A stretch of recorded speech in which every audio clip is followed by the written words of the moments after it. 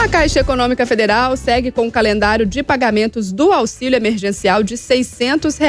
Hoje serão creditados os pagamentos para cerca de 7.200.000 brasileiros. Até às 8 horas da manhã de ontem já haviam sido pagos 16,3 bilhões de reais para mais de 24 milhões de pessoas. A partir de amanhã, começa a pagar a segunda parcela do benefício para os trabalhadores que estão no cadastro único e não recebem Bolsa Família e para os que se inscreveram por meio do site do aplicativo do auxílio emergencial. Já quem recebe o Bolsa Família segue o calendário normal de pagamento do benefício e vai receber a segunda parcela nos últimos 10 dias úteis de maio. Mesmo com o calendário apresentado para o pagamento do Corona Voucher, muitas pessoas têm tido aí dificuldades com a solicitação e dúvidas se têm ou não direito ao benefício. Para falar sobre o assunto, a gente conversa agora com a Defensora Pública Federal, Carolina Godoy. Bom dia para você, doutora. A Carolina não abriu o microfone ainda, Carol, tô vendo daqui. Carolina abriu o microfone. Ela vai abrir aí. Isso, pronto, bom dia para você. Bom dia a todos. Obrigada por me ouvirem. A gente tem o prazer de falar aqui, de tirar essas dúvidas, porque todos os dias que a gente fala aqui sobre auxílio emergencial, tem uma chuva de perguntas dos nossos ouvintes aí que estão enfrentando algum tipo de problema. Aí eu começo perguntando, né, para a senhora, quais são os principais problemas aí que as pessoas têm enfrentado em relação a esse Corona Voucher?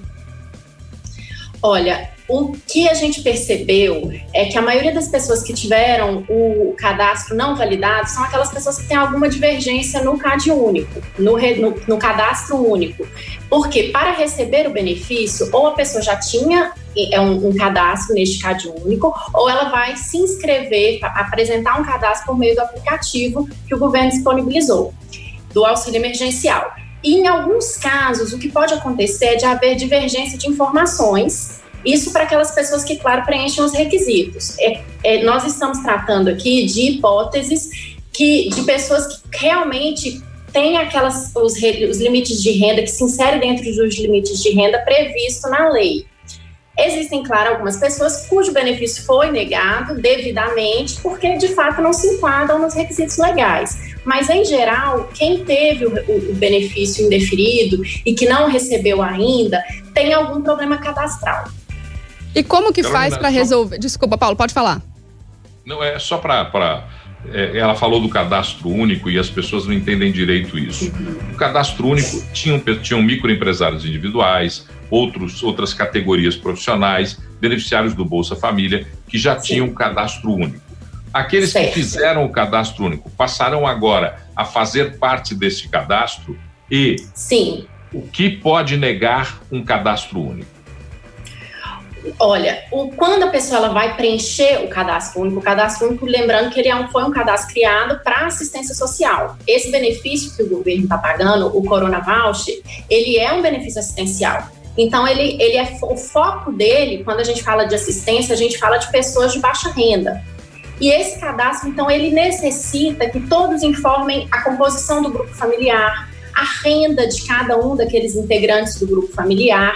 E esse cadastro, ele tem um cruzamento de dados com outros sistemas do governo. Então, a pessoa faz uma declaração da composição do grupo familiar, da renda que cada um recebe, mas aquilo ali o governo depois ele vai checar aquelas informações, ele vai checar com imposto de renda, ele vai checar com as informações prestadas ao INSS pelos empregadores e tomadores de serviço, ele vai checar essas informações junto à Receita Federal, e aí, nesse momento de cruzamento de dados, pode haver alguma disparidade de informação, alguma divergência de informação. Então, a pessoa declarou que não recebeu renda, que o Joãozinho, que integra a família dela, não tem renda, mas quando o governo vai comparar aquilo ali com o INSS, por exemplo, aparece que ele recebeu algum benefício, ou quando compara com a Receita, aparece que ele recebeu algum salário, e aquilo ali pode fazer com que o cadastro da pessoa seja rejeitado.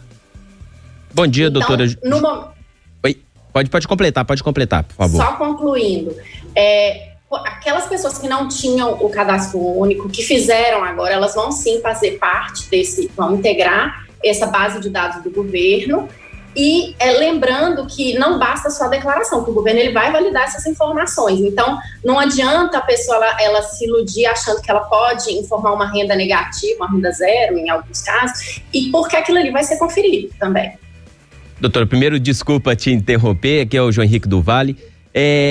A gente está recebendo desde a semana passada muitas pessoas relatando a demora para análise desses dados. E aí agora, com o anúncio da segunda parcela, a situação ainda tá... Muita gente está desesperada aqui, a gente mandando mensagem para a gente. O que a gente pode falar sobre isso? Sobre esse prazo, existe um prazo para ter essa resposta? Olha, a Caixa Econômica Federal, ela informou que o prazo interno delas de validação do cadastro seria de 5 dias úteis, e a partir da aprovação do cadastro haveria um prazo de 3 dias úteis para pagamento. Então, nós estamos tratando aqui de uma previsão administrativa de prazo de 8 dias úteis para pagamento.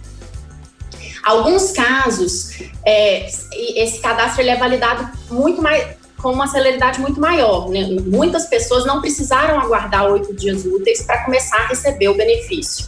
Outros casos estão tendo uma lentidão maior e o governo informou na imprensa que essa demora seria devido a esse cruzamento de dados, que em alguns casos está havendo uma divergência, uma dificuldade de acessar informações. Uhum.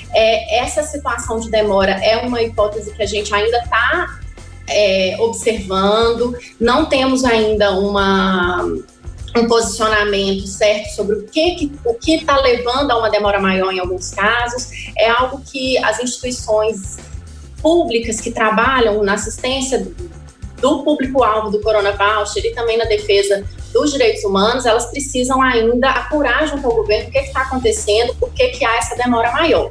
Agora, quando a gente fala aí de dias úteis, é um prazo que fica um pouco mais estendido, principalmente quando a gente considera que tivemos feriados nesse período, né? Então, no momento, nós pedimos que as pessoas que estão nessa situação, elas tentem um contato com a Caixa disponibilizou uma chamada para o público que eles podem ligar e pedir uma celeridade na análise desse cadastro. E como é que está sendo o trabalho da Defensoria com o público? Como é que as pessoas podem procurar, em quais casos podem procurar a Defensoria Pública para resolver essa situação? Bom, a Defensoria Pública da União é uma instituição que trabalha para prestar assistência jurídica à população necessitada. E aí nós consideramos necessitados econômicos, com base numa resolução do nosso Conselho Superior, aqueles núcleos familiares, aqueles grupos de família que tenham renda de até R$2.000, uma renda total. Então, nós estamos tratando aqui da população realmente mais vulnerável. Essa que é a população atendida pela DPU. E as pessoas que se enquadram nesse critério de socioeconômico, nesse critério de renda, elas podem buscar assistência na DPU, seja para tirar dúvidas com relação ao direito ao benefício, seja para verificar se tem alguma pendência, para impugnar se houve um indeferimento.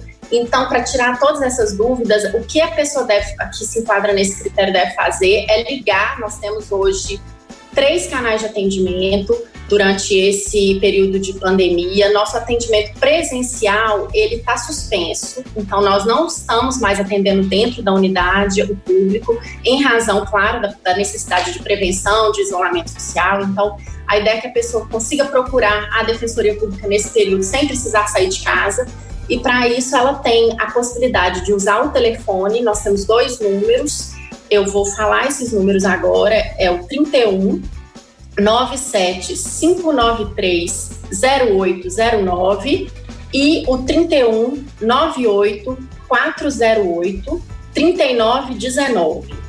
Esses números, eles também dispõem de WhatsApp, mas se a pessoa precisar entrar em contato e não tiver condições de crédito para poder fazer a ligação, ela pode também mandar uma mensagem por WhatsApp e a Defensoria Pública vai retornar este contato. O contato ele vai ser feito por telefone, mas se a pessoa não tiver condições de efetivamente fazer a chamada, ela pode usar esses números para enviar um WhatsApp informando aí, claro, nome, telefone e o CPF, para que a gente possa dar continuidade à prestação de assistência nesses casos. temos ainda a opção da pessoa enviar um e-mail, que é um canal que a gente considera muito importante, porque nesse e-mail a pessoa já consegue enviar a documentação que a gente vai precisar.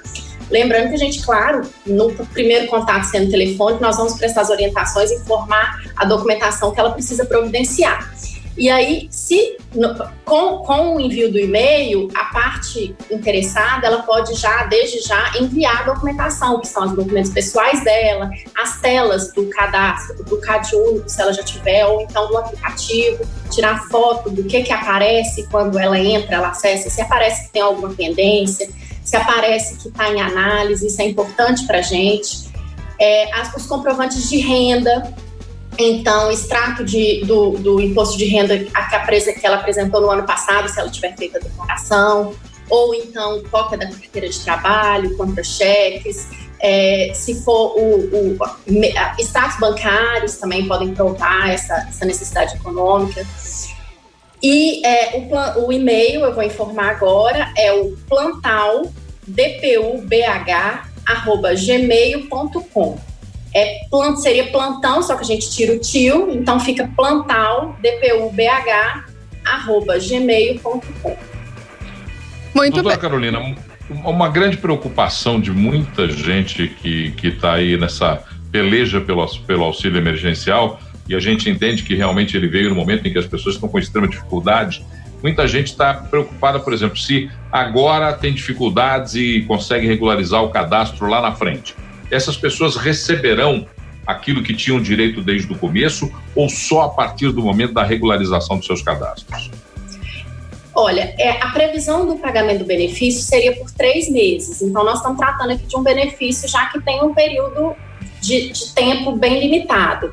Ela receberia por 3 meses a partir do deferimento daquele cadastro.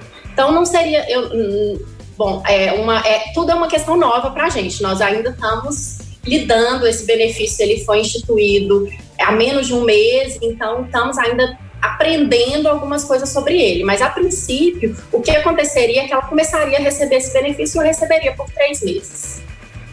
E, doutora, muita gente está falando também que tá tendo uma demora do pagamento, às vezes está aprovado e não está, esse dinheiro não caiu na conta. Isso deve demorar e aí, isso é uma pergunta, e uma outra questão é sobre a conta, não pode ser cobrada taxas nessa conta também, não é isso? Isso mesmo. O que acontece? A pessoa, quando ela se habilita, ela requer o benefício, quando ela vai receber esse benefício, ela tem que informar uma conta bancária. E se ela não informa, automaticamente será aberta uma conta para ela.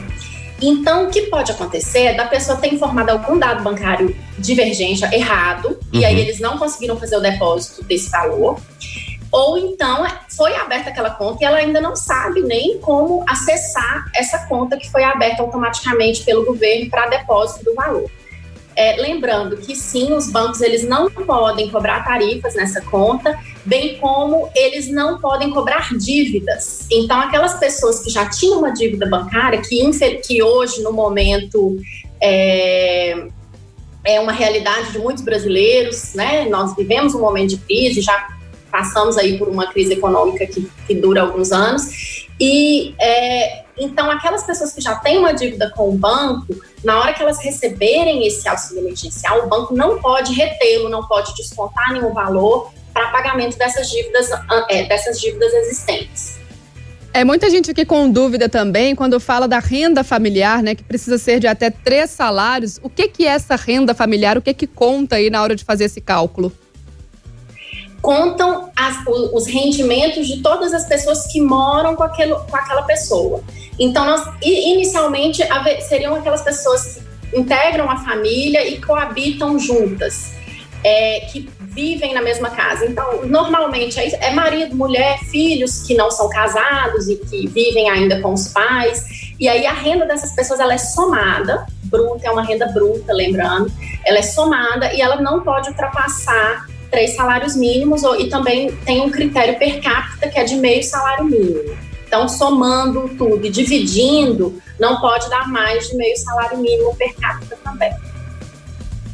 Muito bem, a gente conversando aí com a defensora pública federal Carolina Godoy, falando pra gente sobre os principais problemas aí, os caminhos que as pessoas podem adotar para resolver essas pendências, né? Esses probleminhas aí com o auxílio emergencial. Doutora, eu vou te pedir pra senhora repetir pra gente de novo aí os telefones de contato e o e-mail pra nossa audiência aí poder anotar direitinho aí, quem tem muita gente aqui pedindo pra repetir.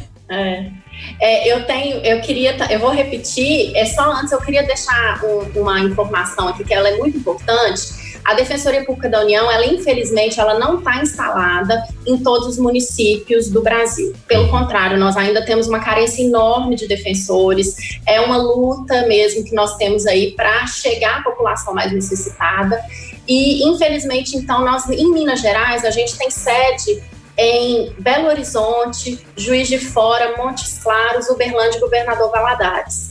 E com isso, a gente consegue atender apenas a população dos municípios que estão abrangidos pela competência, pela jurisdição, né, pela competência da Justiça Federal naquela região.